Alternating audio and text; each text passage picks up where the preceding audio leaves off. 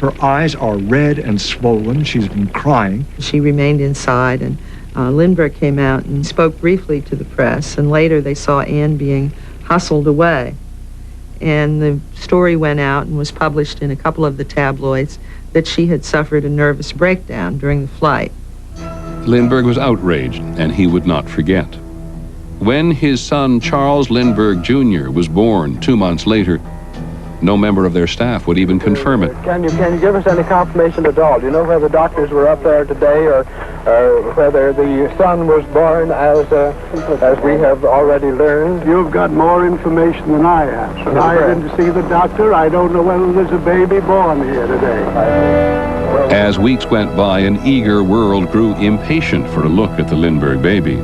And then he calls a press conference and he hands out a photograph of the baby, the infant that he's taken, and bars the 5 newspapers that ran the story about Anne's nervous breakdown, because Lindberg is not only going to control the media, he's going to punish them. Of course, by the end of the day, the picture had appeared in every newspaper. The 5 papers that had been banned, every paper in the country, and indeed in the world. He felt so terribly bitter about the reporters who dogged his every step, and I among them, of course. We should have gotten along better than we did, but we didn't. By 1932, the relationship between Lindberg and the press had changed so much that it showed in the reporting. And suddenly the press doesn't write about Lindberg as though he's a god. People are starting to get a little tired of this.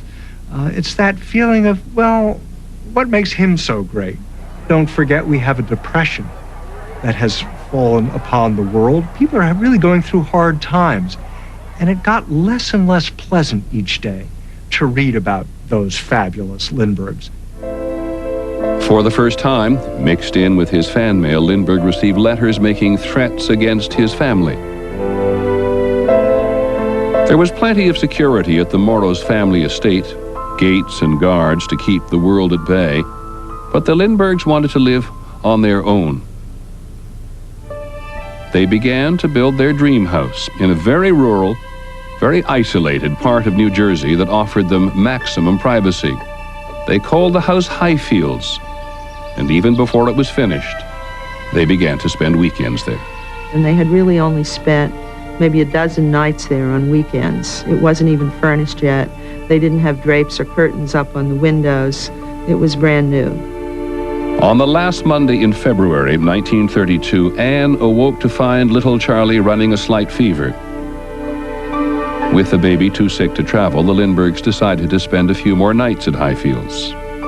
Tuesday, Anne came down with the baby's cold, and the baby was a little better, but the cold had gotten into his chest, and she felt that it would be good to have Betty Gow helping her take care of the baby. Betty Gow was the baby's nurse. Anne called her at her parents' estate and asked her to come to Highfields, explaining that Charles was spending the day in New York on business. By afternoon, Betty was there with the baby, and Anne went for a walk. As she was returning to the house, she looked up and she saw Betty at the window with Charles Lindberg Jr. She was holding him up, and he waved to his mother. That night, around 6 o'clock, Betty and Anne prepare the baby for bed, minister to the baby's cold. Anne leaves, and Betty, around 7:30, sits up for a while with the baby till the baby's asleep. And around 8:35, Lindberg comes home, honks his horn to let everybody know he's home. Anne was waiting there downstairs for him. They had a quick supper. After dinner, Anne went upstairs into the bathroom to take a long, hot bath. Charles went into his study in the far corner of the house. Sometime shortly after that, he later said he heard a noise. Lindberg heard the sound of what he thought was cracking wood. He said, "What's that?" But he didn't get up to investigate. Around 10 o'clock, Betty Gow, as usual, goes into the baby's room to double check the baby one last time. When she entered the room, she felt that it was extremely cold and that the French window was open. And she turns the light on in the bathroom so as to not shed too much light in the room. She doesn't hear anything. There's no sounds, there's no movement, there's no breathing, and she feels the crib for the baby and realizes that the baby is gone. Her first thought was that Colonel Lindberg, who was this inveterate practical joker, had the child. Betty Gow just ran down the stairs and went up to the study and said, "Now, Colonel Lindberg, don't joke with me. Do you have the baby?" Lindberg didn't say a word. He just shot up from his chair. He dashed upstairs, and Anne was with him, and he said, "My God, Anne, they've stolen our baby." She was in a total state of disbelief.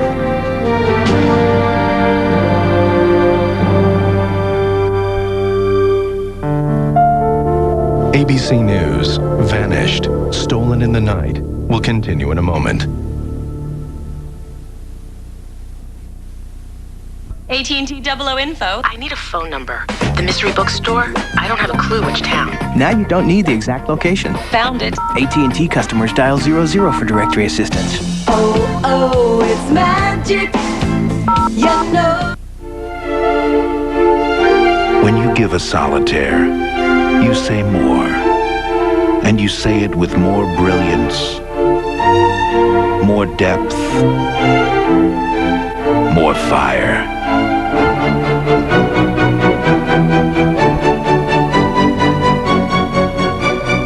The Diamond Solitaire.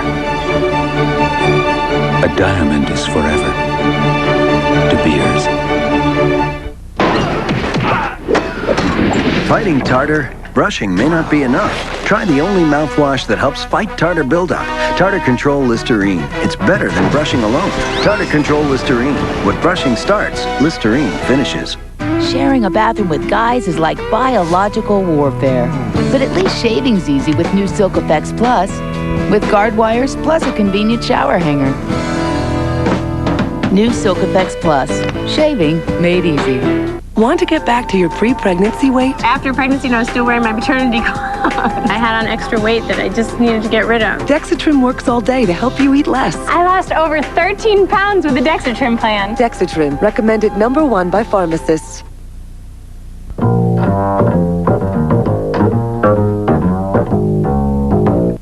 Hey, Mike, why are we going backwards, huh? Because Penn City is moving an hour earlier at 8/7 Central. Mike, I got another question. Why, when I get a meatball sandwich, they always put so much... Go away, Paul. Oh, okay. Nice butt, Mike. Hey, Mike, nice butt. You know I've been working my buns off to get us back at Tuesdays at 8. Job well done. Penn City moves to 8/7 Central Tuesday, starting July 20th on ABC.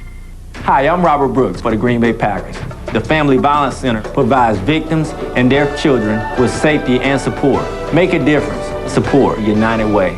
We can learn all about how, different people, long ago, their cultures. To learn how to grow your own food. History teaches us what man has done in the past and to figure out where rivers are. The mistakes people in history made, we know not to make again because we know what the consequences are going to be if we do.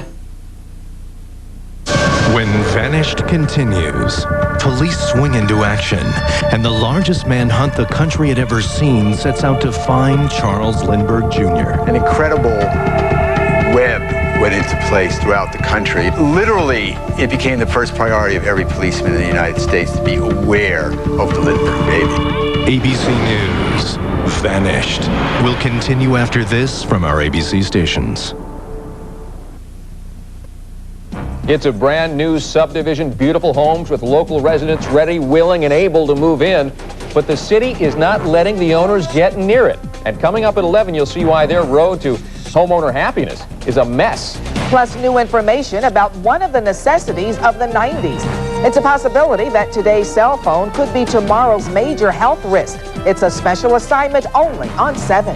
And 2 construction accidents and 2 nail-biting rescues. You'll see both only on 7. Don't go away. Watch Action News at 11 on WXYZ 7. Cell phones. Are some unsafe? Important new information.